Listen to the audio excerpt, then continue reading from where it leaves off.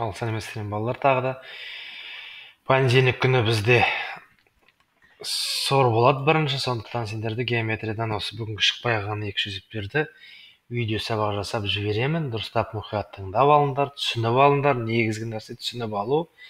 Одан кейін осы ары қарай аяқтармыз. Енді бағана аяқтай алмайған есепті көрсетейік. Енді өздерің білесіңдер, ромб берілген, барлығы берілген. Бізге осының бүйір бетінің ауданы осындай екенін көрсету керек. Енді ең бірінші бағана бір оқушы айтқан, табанның ауданы ол ромб болғаннан кейін біз пирамиданың диагоналдары 6 және 8, яғни мына жақ 3, мына жақ 4, міне сызбада көрініп тұр, мына жер значит 5 болады. Олай болса, мына бір үшбұрыштың ауданы енді 2-ден 1, d1, d2 мен де таба салайықшы. 2-ден 1, диагонал 6 көбейтілген 8 тең 24 шығады. Табанның ауданы таптық. Енді негізгі екінші нәрсе бүйір бетінің ауданы. Енді бүйір бетінің ауданы қарап отырсақ, балалар мынандай 4 үшбұрыштан тұрады. Енді әрбір үшбұрышты қырын табайық. Мысалға, мына үшбұрышты міне А, Б, С деймін. Мына С-ны бүйтіп, мынаған келіп көтерген кезде, міне мынаған беттесін, ол бүйір жағы. Яғни мына БЦ дегеніміз ол былай айтқанда мына бір нәрсе ғой, мына жерде мынау енді С штрихта қойыңыз, чтобы сендер көру үшін жинаған кезде. Міне мынау. Енді BC штрихті табу үшін, немесе BC-ны табу үшін, ол біз білеміз, мына жер 3-ке тең, мына жер 6-ға тең. Олай болса, BC-мыз, жеке табайық мына жерге, BC тең түбір астында 36 плюс 9 тең 45 түбір астында. BC-ның ұзындығы түбір астында 45, яғни мына жақ түбір астында 45. Дәл сол сияқты бер жағын табатын болсақ, мына бір жерде сызайын жеке.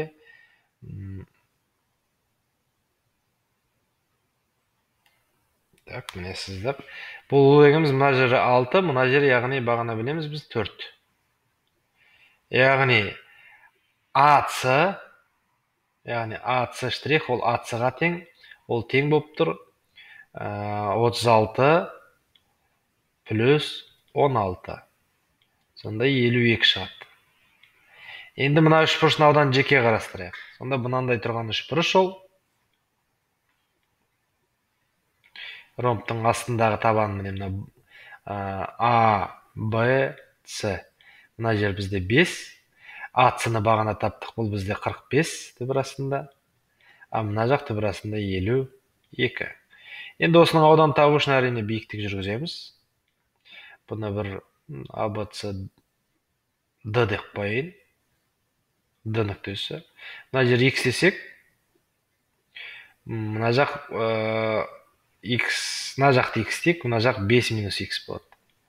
Сөйтіп, мына ортасындағын H деп белгілесек, екі үшбұрыштан, мына жақтағы үшбұрыштан бірінші не шығады? H квадрат тең 45 алынған X квадрат. А мына жақтағы үшбұрыштан H квадрат тең 52 алынған 5 минус X-тің квадраты. 2H квадрат тең болу керек. Осыны шығарайық. Яғни 45 минус X квадрат тең 52 алынған 25 минус плюс болады 10X минус X квадрат болу керек. Минус X квадраттар кетті. Енді 10X тең. Так, калькулятормен 45-тен 25, 45 қосу 25 тең минус 52. 18 шығады екен. Онда X-ті дұрыстаппыз, 1,8. Енді X 1,8 болатын болса, мына бір жерге қойықта H-ты таба берейік. Сонда H квадрат, мына жерден H квадрат тең 45 алынған 1,8-дің квадраты тең 45. 1,8 көбейту 1,8 ол тең 3,124, алу 45. 41,76. Сонда H дегеніміз түбір астында 41,76 шығады. Ол H дегеніміз. Енді үшбұрыштың ауданы. Ол 2-ден 1 көбейтілген табаны ол 5 бізде тұр. Мына табаны көбейтілген H. 41,76 тең Болды, осылай тұрсын. Енді сонда бүйір беті ол болады.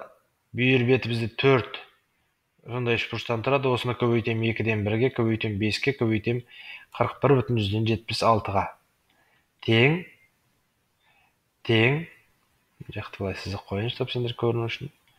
Қысқарды 2, 10, түбірасында 41,76. Енді 10-ымыз түбірге 100 болып кіреді, сонда түбірасында 4176 шығады. Сонда бізде пирамиданың жазбасының ауданы, яғни толық бетінің ауданы, ол болып тұр. Бұл жерге жазайын, ең соңғы финал. Ол бағанағы 24 плюс 4176. Яғни тең болады. 4176-дан неше шығарып жеуге болады екен? 4176 мен алдымен 305-ке бөлейікші.